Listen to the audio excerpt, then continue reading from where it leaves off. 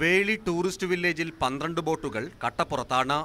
Service നടത്തുന്ന ബോട്ടുകളിൽ പഴകി ദ്രവിച്ച life ജാക്കറ്റുകളാണ് ഉപയോഗിക്കുന്നത്. ഇതോടെ ബോട്ടിംഗ് ലക്ഷ്യമാക്കി വേളിയിലെത്തുന്ന സഞ്ചാരികൾക്ക് നിരാശ മാത്രമാണ് ഫലം.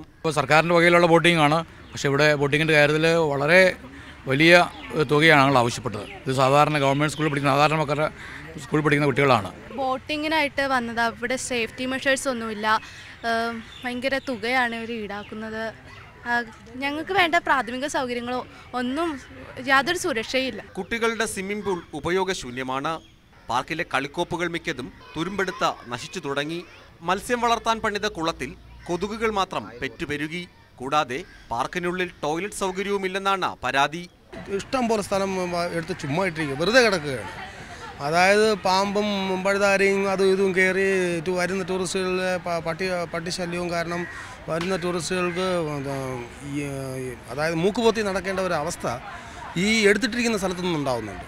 എത്രയോ വർഷങ്ങൾക്ക് മുമ്പ് ഉണ്ടായിരുന്ന അതേ സിസ്റ്റം അല്ലാതെ പുതിയ സിസ്റ്റം എന്ന് പറയാൻ ഇവിടെ ഈ ഊഞ്ഞാൽ ഒരു വർഷത്തിന് മുമ്പ് ഈ കെട്ടിയ ഒരു ഊഞ്ഞാൽ മാത്രമേ ഉള്ളൂ. വൈകുന്നേരം 5 മണി കഴിഞ്ഞാൽ പാർക്കിൽ വെളിച്ചവുമില്ലെന്ന് നാട്ടുകാർ കൂട്ടിച്ചേർക്കുന്നു. 12 ബോട്ടുകളാണ് ഇവിടെ കട്ടപ്പുറത്തുള്ളത്. പ്രാഥമിക ആവശ്യങ്ങൾ നിർവഹിക്കാൻ നല്ലൊരു ബാത്റൂം പോലും വേളി ടൂറിസ്റ്റ് വില്ലേജിലില്ല. ഇതൊക്കെ പരിഹരിക്കാൻ എന്നാകും ജില്ലാ ടൂറിസം പ്രൊമോഷൻ കൗൺസിൽ ഇടപെടുക. കാത്തിരുന്ന് കാണാം. ക്യാമറമാൻ മനുവിനൊപ്പം BS ജോയ്, ന്യൂസ് 18 തിരുവനന്തപുരം.